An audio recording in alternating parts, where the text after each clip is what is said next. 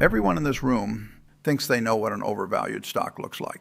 They think it looks like a company nobody has heard of, trading at insane multiples, run by a 26-year-old who has never turned a profit, and whose pitch deck contains the word disruptive 17 times. They think overvalued is obvious. They think it announces itself. They think when the bubble is about to burst, there will be a headline, a warning, a polite letter from the market explaining that now would be a good time to exit. There will not be a letter. I have watched bubbles build and collapse across 7 decades of active investing. I watched the Nifty 50 mania of the early 1970s when perfectly rational, highly educated portfolio managers convinced themselves that 50 American companies were so exceptional, so structurally dominant, that no price was too high to pay for them. I watched the dot-com fever at the end of the last century, when companies with no revenue, no product, and no coherent business model were being assigned valuations that would have embarrassed a profitable railroad. I watched the leverage-fueled real estate complex that nearly took the global financial system apart in 2008. And in every single one of those episodes, the majority of investors did not see it coming.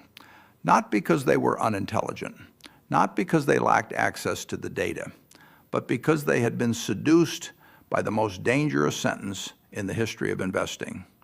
This time is different. It is never different. The names change, the technologies change, the jargon changes, the underlying mechanics of human greed, institutional momentum, and the suspension of arithmetic do not change. They have not changed in 400 years, not since Dutch investors drove the price of tulip bulbs to levels that exceeded the annual salary of a skilled craftsman, and then watched those prices collapse in a matter of weeks.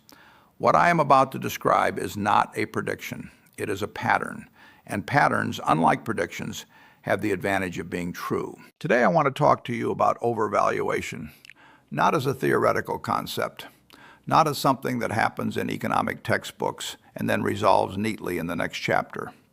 I want to talk about the specific, measurable, historically documented warning signs that a market or a sector or an individual stock has priced in a future that is almost certainly not going to arrive on the schedule the price tag is demanding. And I want to talk about what has happened every single time in history when those warning signs were present and ignored. Because right now, in this market, in this moment, several of those warning signs are present, and a very large number of people are ignoring them. Let me start with something that sounds elementary, but is almost universally misunderstood by people who are actively losing money in the market. A stock is not a number on a screen. A stock is not a ticker symbol. A stock is not a momentum signal or a chart pattern or an entry in someone's speculative portfolio. A stock is a fractional ownership interest in a real business. When you buy a share of any publicly traded company, you are purchasing a claim on that company's future earnings. That is all a stock is. It is a legal entitlement to a proportional share of whatever profits a business generates from this moment forward, in perpetuity, discounted back to today, at an appropriate rate. This sounds simple. It is not, because the word future contains all of the complexity. The price of a stock today is the market's collective bet about what a business will earn over the next decade or more.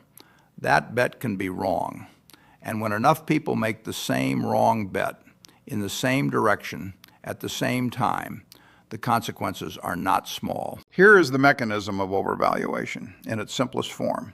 When a business is priced correctly, the price you pay roughly corresponds to a reasonable multiple of the earnings that business is currently generating, adjusted for a fair estimate of its future growth.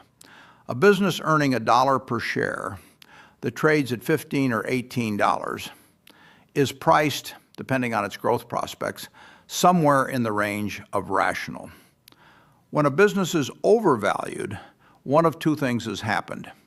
Either the price has risen far faster than the earnings, so the multiple is expanded beyond what any realistic growth scenario can justify, or The earnings have been inflated by accounting choices, favorable economic conditions, or one-time events that are unlikely to persist.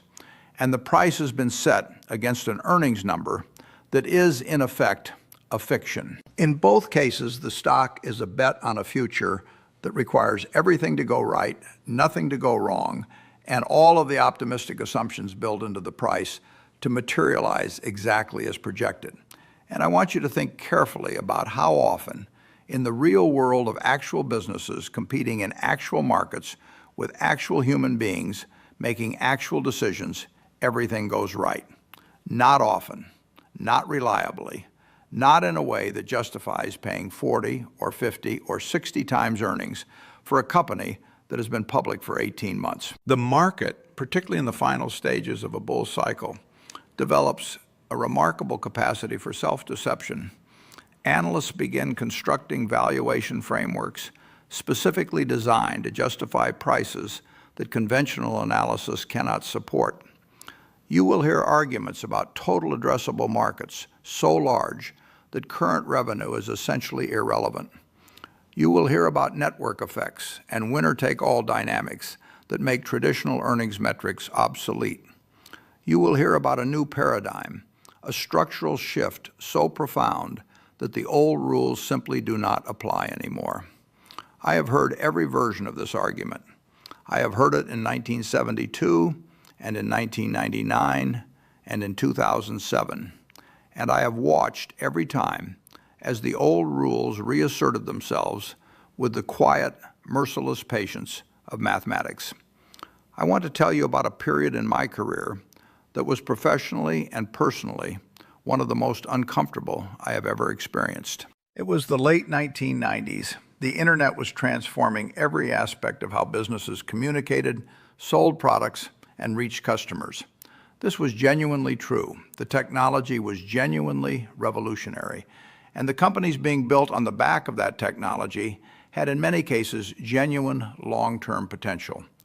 But the prices being paid for those companies had detached entirely from anything I could connect to the underlying economics. Berkshire Hathaway stock underperformed the market meaningfully during this period because I would not participate in the frenzy. I would not buy businesses I could not value. I would not pay prices I could not justify with earnings projections I could actually believe. The financial press was not kind about this. I was described in print by respected publications as out of touch, as someone whose approach belonged to an earlier era, someone who did not understand the new economy, someone who had perhaps seen his best years. Barron's magazine ran a cover story asking, in essence, whether Warren Buffett had lost his edge. When the crowd is unanimous and the crowd is calling you obsolete, it is usually a very good time to hold your position. In the spring of 2000, the NASDAQ peaked. Over the following 30 months, it lost approximately 78% of its value. Companies that had been valued at billions of dollars on the basis of website traffic and user engagement numbers ceased to exist. Fortunes that had been accumulated over 3 years of a rising market evaporated in 6 months. Berkshire Hathaway, the company that the financial press had written off as a relic, recovered and compounded from that point forward. I am not telling you this story to congratulate myself. I am telling you this story because I want you to understand that the specific discomfort of holding a rational position in an irrational market is not a signal that you are wrong. It is frequently a signal that you are right, too early, which in investing is the closest thing to being right that actually protects your capital. The lesson I carry from 1999 into every subsequent market environment is this: when widely held, widely celebrated stocks are trading at valuations that require a future of essentially perfect execution over a decade or more to justify, the question is not whether the businesses are good businesses. The question is whether the price already contains all of the good news, and whether there is any margin of safety remaining for the investor if the good news arrives slightly later or slightly smaller than the price demands. When the answer to that question is no, the stock is a speculation, not an investment. And markets full of speculations held by investors who believe they are making investments have historically resolved in one way. I want to name the specific forces that cause otherwise intelligent people to pay irrational prices for assets, because understanding the mechanism is the first step in not being its victim. The first force is recency bias. The human brain is not designed to think in decades. It is designed to think in weeks and months, calibrated by recent experience. When markets have been rising for 3 or 4 years, the emotional reality of a declining market becomes increasingly abstract. The investor who has seen their portfolio appreciate every year for 48 consecutive months has, at a neurological level, begun to treat appreciation as the normal condition. They have begun to price risk as if the past 4 years are predictive of the next 4. They are not. They have never been. The longer a bull market runs, the more it trains investors to misunderstand the nature of risk. And a market full of investors who have forgotten what risk feels like is a market that is in the process of repricing it. The second force is institutional momentum. Large investment institutions do not operate in a vacuum. They operate in a competitive context where their performance is measured quarterly against benchmark indices and against peer funds. A portfolio manager who refuses to own overvalued technology stocks in a market where overvalued technology stocks are rising every week is a portfolio manager who is underperforming their benchmark. And underperforming your benchmark in institutional money management has career consequences that are immediate and personal. This creates a structural incentive to own what is rising, regardless of whether what is rising is reasonably priced. It creates herding behavior, not out of stupidity, but out of institutional survival instinct. And herding behavior, when it reverses, does not reverse gradually. It reverses in a cascade, because the same institutional imperative that drove money into overvalued assets drives it out when the tide turns, all at once, with no buyers on the other side. The third force is narrative capture. Human beings do not make financial decisions based on spreadsheets. They make them based on stories. And the stories told about the most overvalued assets in any given market cycle are always compelling stories. They are stories about transformation, about disruption, about the emergence of new industries that will reshape civilization. These stories are often partially true. The technology usually does matter. The disruption usually does occur. But a true story is not the same as a fairly priced stock. A business can be genuinely transformative and still be a terrible investment at the price the market is currently demanding. The railroad transformed the American economy in the 19th century. It also produced some of the most catastrophic investment losses in that century because the stocks were priced for a future of perpetual dominance that the competitive dynamics of the industry could not ultimately deliver. The internet genuinely transformed commerce and communication. It also produced the worst equity market destruction in a generation for anyone who bought at peak valuations. The narrative is almost always true. The price is almost always wrong. And the investors who lose their capital are not the ones who doubted the story. They are the ones who confuse the quality of the story with the rationality of the price. I want to give you the specific tools I have used across 6 decades to identify when a market or a sector has crossed the line from optimistically priced into dangerously overvalued. These are not exotic instruments. They are not proprietary models that require a Bloomberg terminal and a team of quantitative analysts. They are measures available to any investor willing to spend an afternoon with publicly available data. The first measure is the price-to-earnings ratio, and specifically its relationship to historical averages. At any given moment, the trailing 12-month PE ratio of the broad market tells you how many dollars investors are paying today for $1 of current corporate earnings. The historical average for the S&P 500 going back a century is roughly 15 to 17 times earnings. When the market trades significantly above that range, it is demanding a future of growth and stability that has, historically, been difficult to consistently deliver. There is a refinement of this measure that I find more reliable for identifying structural overvaluation. It is called the cyclically adjusted price-to-earnings ratio, or CAPE, developed by Robert Shiller at Yale. Rather than using a single year of earnings, which can be distorted by economic cycles, it averages earnings over 10 years and adjusts for inflation. This smooth measure has historically been among the most reliable predictors of what returns investors can expect over the following decade. The most important thing this measure tells you is not what the market will do next week. It tells you what kind of return you are buying when you invest at today's prices.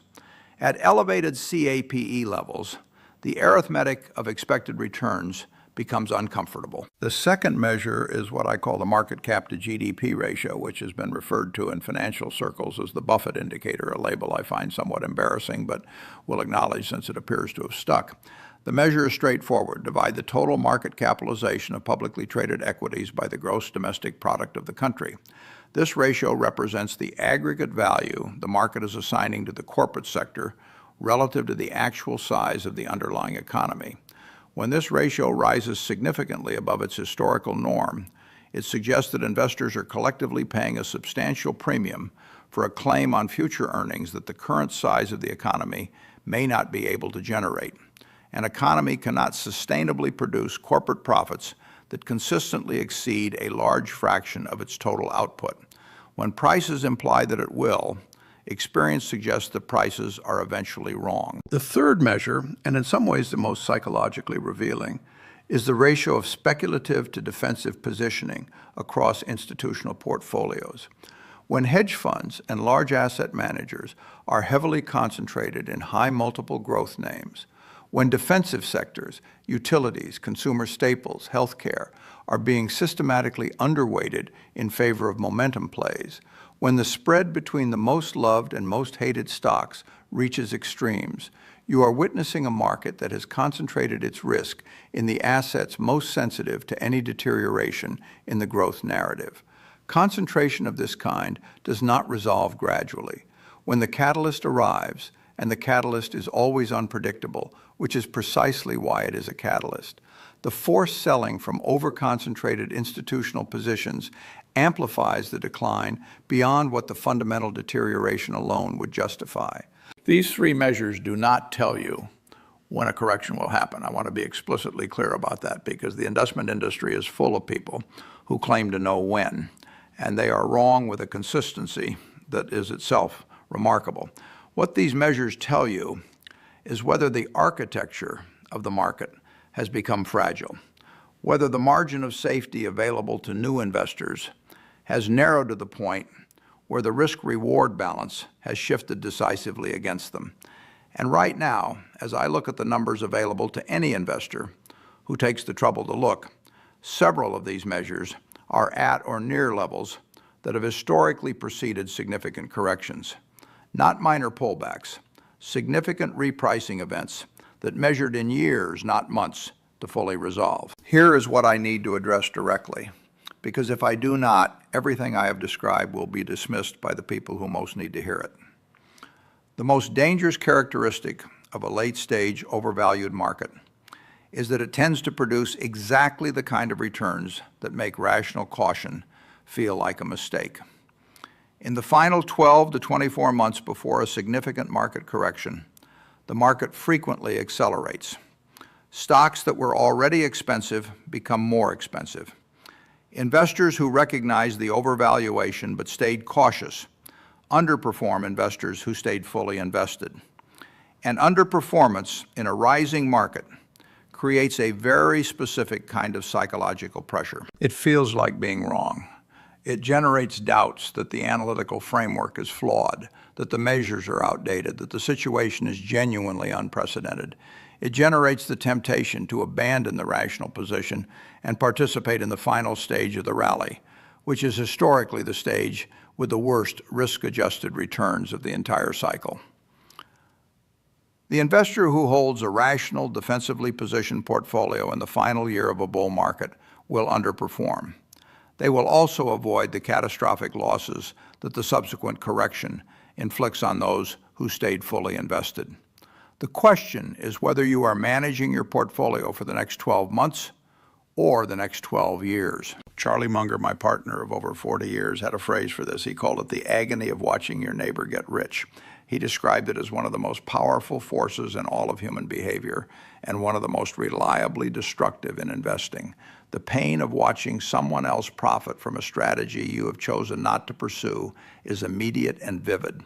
The benefit of the discipline that kept you out of the strategy does not materialize until the correction arrives, at which point the neighbors are no longer talking about their gains. The institutions that survived every major market correction of the last century were not the ones with the most sophisticated models. They were the ones with the most consistent discipline.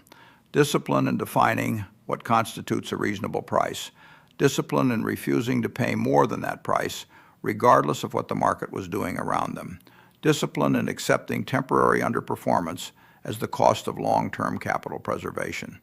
That discipline is genuinely difficult. I am not going to tell you otherwise.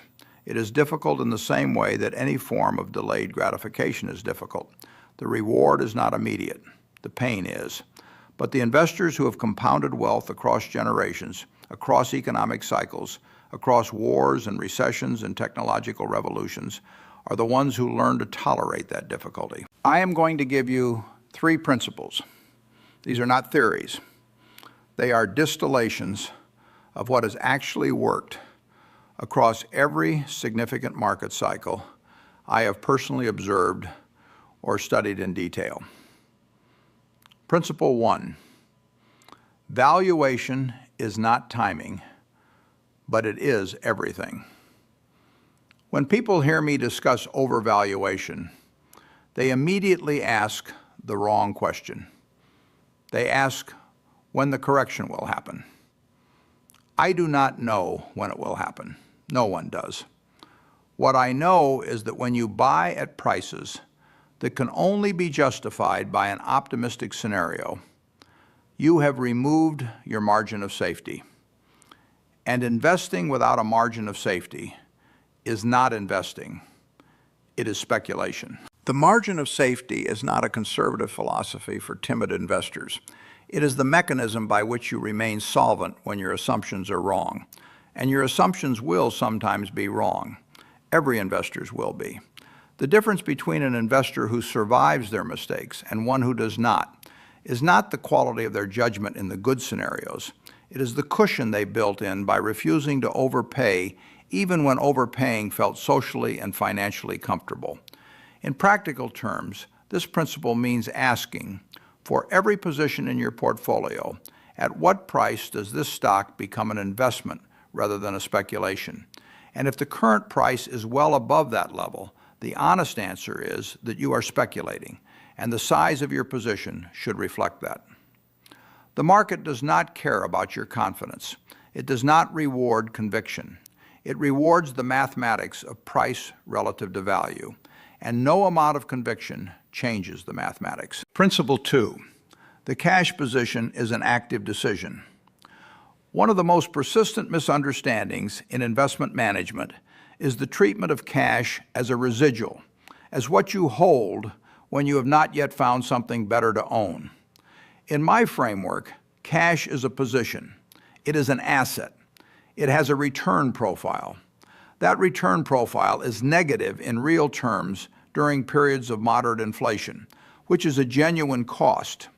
But in an overvalued market, the opportunity cost of holding cash is not the foregone return on overvalued equities. It is the option value of being able to buy those same businesses or better ones at significantly lower prices after the correction that elevated valuations historically invite. When I increased Berkshire's cash holdings during periods of broad overvaluation, I was not being passive. I was making a specific active bet that the future would offer better prices than the present. I was prioritizing the optionality of capital preservation over the momentum returns of fully invested participation. That trade-off has not always been comfortable in the short term. Over the full cycle, it has been among the best decisions I have made repeatedly. In an overvalued market, cash is not the absence of a strategy. It is a strategy. one that requires no particular skill to implement, and that has historically delivered the most important outcome in investing: survival to participate in the recovery. Principle 3, quality becomes even more important when prices are high. This is the principle that separates what I mean by valuation discipline from simple market avoidance. I am not suggesting that when valuations are elevated, investors should sell everything and sit in treasury bills waiting for a crash. What I am suggesting is that in an overvalued market, the quality of what you own becomes the primary determinant of how much you lose and how quickly you recover when the repricing occurs. In a bear market, everything goes down, but not everything goes down equally. The businesses with durable competitive advantages, strong balance sheets, reliable cash generation, and pricing power in their markets decline less and recover faster than the businesses that are dependent on favorable financing conditions, continued investor enthusiasm, and a perfect execution of an ambitious long-term plan. The technology companies of 1999 that survived the dot-com correction and eventually became the dominant businesses of the following 2 decades were the ones with real revenue, real customers, and real operating discipline. The ones that simply had compelling narratives and elevated valuations did not survive to participate in the recovery they were ostensibly being priced for. In a high valuation environment, the question to ask about every position is not whether the business has a good story. The question is whether it has the balance sheet, the cash flow, and the competitive position to survive a scenario in which the market decides the story was priced too generously. Owning genuinely excellent businesses at reasonable prices is always the objective. In an overvalued market, where the spread between reasonable and unreasonable prices is at its widest, that discipline is not conservatism. It is the most aggressive form of portfolio management available. I need to tell you something about the nature of market corrections that the financial industry systematically undersells, because acknowledging it in full creates problems for the business of managing other people's money. Market corrections in overvalued environments are not quick. They are not the sharp, violent drops that look dramatic on a chart and then resolve in a quarter or two. The corrections that follow genuine, broad overvaluation take years. They take years because the psychology that built the overvaluation does not reverse overnight. It reverses in waves, each wave of forced selling creating temporary relief that encourages a new cohort of buyers whose optimism is then destroyed by the next wave. The NASDAQ peak in March 2000 was not followed by a swift correction and a swift recovery.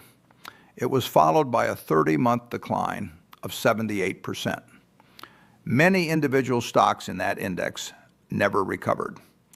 The investors who bought at peak valuations in 1999 were still underwater on those positions in 2010, a decade later. The Japanese equity market peaked in December 1989. It is still not, as of this writing, returned to that peak. 35 years. This is not a cautionary tale from an exotic economy. This is what happens when a market is allowed to build genuine structural overvaluation and then is forced to resolve it. I am not predicting the American market will follow the path of the Japanese experience. I am telling you that the outcome of sustained overvaluation is not a predictable short-term event with a predictable recovery timeline. It is a complex, multi-year repricing process that inflicts the most damage on the investors who did not take the warning signs seriously while they were present. The investors who will fare best in the repricing that elevated valuations historically produce are not the ones who correctly call the timing of the peak. No one calls that correctly with consistency. They are the investors who, before the correction, owned businesses of genuine quality, paid reasonable prices for them, maintained enough liquidity to withstand a period of declining prices without being forced to sell at the worst possible moment and had the patience and the conviction to hold through the recovery. That combination of quality, price discipline, liquidity, and patience is not exciting. It does not make compelling content for financial media. It does not produce the kind of short-term returns that attract new clients to a hedge fund or generate performance fees in a calendar year. But it is, in my observation, the only approach that has consistently produced wealth across multiple market cycles without exposing the investor to the catastrophic, often permanent losses that overvalued markets eventually extract from those who ignored the numbers. The warning signs are present. They have been present before, and they have resolved in the same direction every time. Not immediately, not predictably, but inevitably. The mathematics of valuation does not sleep. It does not give up. It does not lose patience. It simply waits. There is a question I ask about every stock, every market, and every investment environment I encounter. It is not a complicated question. It requires no proprietary data, no advanced degree, no access to management teams or insider information. The question is this: at the price I am paying today, what future am I implicitly betting on, and how likely is that future to actually arrive? That question, asked honestly and answered rigorously, is the entirety of investment analysis. Everything else, the models, the narratives, the industry conferences and the analyst reports and the quarterly earnings calls, is supporting material for arriving at an answer to that one question. When the answer to that question is a future that requires nearly everything to go right for a very long time, with almost no room for error, you have identified a speculation, not an investment. And a market full of assets that answer the question that way is a market that deserves your careful attention, your disciplined caution, and your active preparation for the possibility that the future the price is demanding will not arrive on schedule. I have been asked many times whether I am pessimistic about markets, whether my caution at various points in my career reflected a fundamental distrust of the American economy or the capacity of American businesses to create value over time. The opposite is true. I am profoundly optimistic about the long-term capacity of great businesses to compound value. I always have been. The American economy has produced more wealth, more broadly distributed, over more sustained periods than any economic system in human history. I believe that will continue. But optimism about the long-term performance of great businesses is entirely compatible with the recognition that any business, no matter how excellent, can be a poor investment if you pay too much for it. And a market in which the average business is priced as if it is the best business in the best possible future is a market that has made optimism not a thesis, but an assumption. A market where the possibility of disappointment has been priced out entirely. Disappointment has never been priced out of any market for very long. It always returns, not to punish optimism, but simply because the future is uncertain, business is difficult, competition is real, and mathematics, as I've been saying for 60 years, does not negotiate. The investors who prosper through a correction are not the ones who predicted it. They are the ones who were already positioned correctly before it arrived. They held quality, they held discipline, they held enough cash to buy when others were selling, and they held on. I started in Omaha reading balance sheets that nobody else was reading, paying prices that nobody else was willing to pay, for businesses that nobody else was willing to be patient with. The market has corrected many times since then. I have been too early and occasionally too late. I have held positions through declines that tested my conviction and exited positions I should have held longer. I have made every mistake that a long career in investing eventually produces. But I have never lost my conviction in the one principle that has guided everything. Price matters. It always has, it always will. And in a market where a generation of investors has been trained by a decade of rising prices to believe that price does not matter, that the story is all that counts, that the new paradigm has retired the old arithmetic, That conviction is the most contrarian and the most valuable position available. The valuation will correct. The only question is whether you will be positioned to survive it and to benefit from the better prices it will eventually produce. Pay attention to the numbers. The numbers are telling you something.